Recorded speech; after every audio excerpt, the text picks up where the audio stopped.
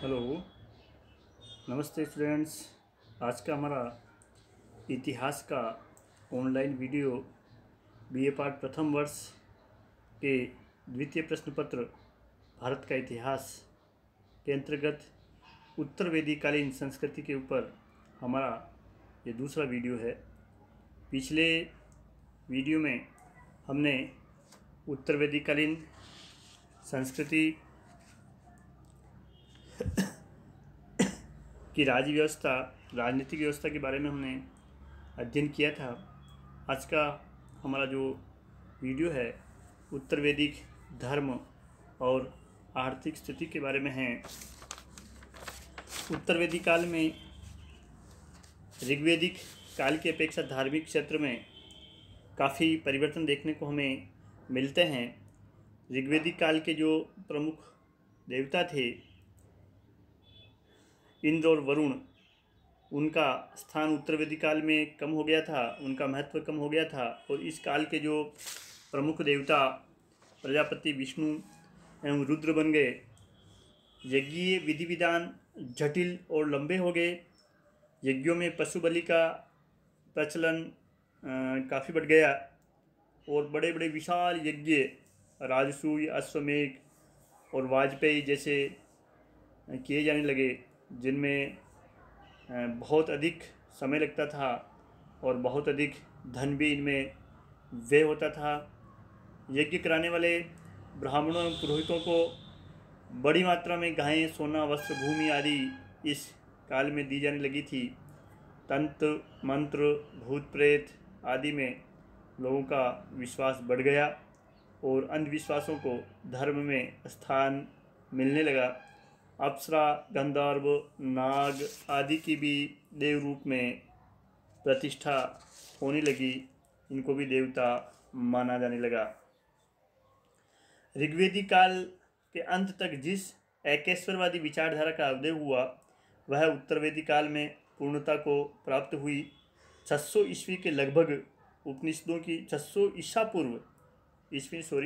पूर्व के लगभग, जिसे हम उपनिषद काल कहते हैं, उपनिषदों की रचना हुई तथा यज्ञों में बढ़ते हुए कर्मकांड, ब्राह्मणों के बढ़ते हुए प्रभाव तथा धार्मिक कर्मकांड के विरुद्ध, अनुष्ठानों के विरुद्ध लोगों में एक प्रतिक्रिया हमें देखने को इस काल में मिलती है। उपनिषदों में जैसे कि यज्ञों तथा कर्मकांडों की निंदा की गई तथा ब्रह्म को ही एकमात्र सत्ता स्वीकार किया गया। ब्रह्म को निर्विकार, अद्वैत एवं निरपेक्ष बताया गया, जो जगत से परे भी है और जगत के अंदर भी व्याप्त है। ब्रह्म ही व्यक्ति के सारभूत तत्व आत्मा से समीकरण स्थापित करता है, ऐसा उपनिषदों ने बताया। ब्रह्म का व्यक्ति से सारभूत तत्व आत्मा से एक प्रकार का समन्वय स्थापित किया गया। उपनिषदों ने बताया कि आत्म साक्षात्कार ही मोक्ष है, जो कि अज्ञान के विनाश के पश्चात या अज्ञान का नाश हो जाने पर प्राप्त होता है। जगत का माया के रूप में चित्रण उपनिषदों में किया गया। तब इस काल में तप, त्याग और संन्यास पर बल दिया जाने लगा। इसी काल में हम धर्म के अंतर्गत देखते हैं कि एक अवैदिक विचारधारा का उदय हुआ, जिसमें हम कहते हैं वैदिक विचारधारा वो है जो वेदों की सत्ता को स्वीकार करती है और अवैदिक विचारधारा वो है जो वेदों की सत्ता को स्वीकार नहीं करती या वेदों को स्वीकार नहीं करती, जैसे जैन धर्म और बौद्ध धर्म। इनको हम अवैदिक विचारधाराएं या वेदों को ये नहीं मानते हैं। तो इसमें वैदिक और अवैदिक विचारधाराओं के सम्मिश्रण से लोगों का झुकाव जो है निवृत्ति मार्ग की ओर होने लगा। प्रवृत्ति मार्ग सांसारिक भोगों की ओर व्यक्ति को आकर्षित करता है और निवृत्ति मार्ग सांसारिक भोगों से परे व्यक्ति को परलोक की तरफ, संन्यास की तरफ, तप की तरफ, मोक्ष की तरफ, ज्ञान प्राप्ति की तरफ व्यक्ति को ले जाता है। जैसा कि ऋग्वेदिक काल में हमने देखा, आर्य प्रवृत्ति मार्गी थे। वह इसी संसार में सारे सुख प्राप्त करना चाहते थे। उनके जो यज्ञ होते थे देवताओं के साथ, उनकी जो प्रार्थनाएं होती थी वो धन धान्य की समृद्धि, पुत्र की प्राप्ति, उनकी गायें अधिक दूध देने वाली हो, उनकी भूमि अधिक अन्न उपजाने वाली हो, वह स्वस्थ व प्रसन्न रहें। इस प्रकार की उनकी प्रार्थनाएं थी जो उन्हें प्रवृत्ति मार्गी बताती है। इस काल में निवृत्ति मार्ग यानी इस लोक को छोड़ करके परलोक की बात, मोक्ष की बात की जाने लगी। और मोक्ष के लिए प्रवृत्ति मार्ग को छोड़कर तप, त्याग और संन्यास की ओर एक प्रकार से हम कहें वो विचारधारा इस समय उत्पन्न हुई। यज्ञों कर्मकांडों के स्थान पर काया क्लेश संन्यास को मोक्ष प्राप्ति के लिए आवश्यक माना जाने लगा। चारों आश्रमों के अनुसार जीवन यापन करना आवश्यक माना जाने लगा। इस प्रकार उत्तर वैदिक काल में धर्म जटिलता से सरलता की ओर अग्रसर हुआ। सामान्य व्यक्ति भी अपने मोक्ष के लिए प्रयास कर सकता था, उसे बड़े बड़े यज्ञ या बड़े बड़े कर्मकांड करने की आवश्यकता नहीं रही। ब्राह्मणों के प्रभुत्व एवं जटिल धार्मिक कर्मकांडों के विरुद्ध उत्तर वैदिक काल के अंत में अवैदिक विचारधाराएं यानी जैन एवं बौद्ध धर्म का हमें नए रूप में एक प्रकार से नए धार्मिक संप्रदाय के रूप में उदय देखने को मिलता है। उत्तर वैदिक कालीन आर्थिक क्रियाओं को हम देखें तो कृषि, पशुपालन, व्यापार, वाणिज्य, व्यवसाय इत्यादि हमें चीज़ें देखने को मिलती है। उत्तर वैदिक काल में जो है कृषि जीवन का मुख्य आधार था। शतपथ ब्राह्मण में हमें सभी कृषि क्रियाओं जिसमें जुताई, बुआई, कटाई, मड़ाई का उल्लेख मिलता है। खेतों को हल द्वारा जोते जाने का वर्णन हमें प्राप्त होता है। वाजसनेयी संहिता कई प्रकार की फसलों का उल्लेख करती है जिसमें जौ, चावल, मूंग, उड़द, तिल और गेहूँ प्रमुख थे। लोग प्राकृतिक खाद यानी गोबर की खाद से परिचित थे। कृषि संबंधी आपदाओं जैसे अतिवृष्टि, अनावृष्टि इत्यादि से बचने के लिए मंत्रों एवं आचारों का हमें उल्लेख मिलता है। वाजसनेयी संहिता विभिन्न अन्नों को बोने तथा पकने के समय का उल्लेख करती है। इसके अलावा आर्थिक क्रियाओं में हम पशुपालन को देखते हैं। गाय इस काल में भी पवित्र बनी रही।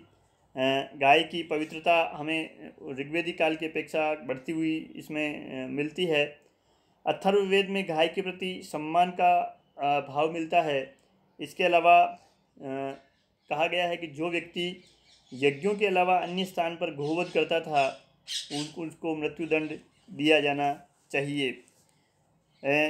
गाय के अलावा बैल की भी हल चलाने के कारण बैल की भी इस समय हमें उपयोगिता देखने को मिलती है, प्राप्त होती है। बैल भी एक उपयोगी पशु के रूप में हमारे सामने इस काल में आता है, क्योंकि हमें 24 बैलों द्वारा हल खींचे जाने का उल्लेख काठक संहिता में मिलता है। तो निश्चित रूप से गाय के समान बैल भी अपनी उपयोगिता के कारण प्रमुख था इस काल में।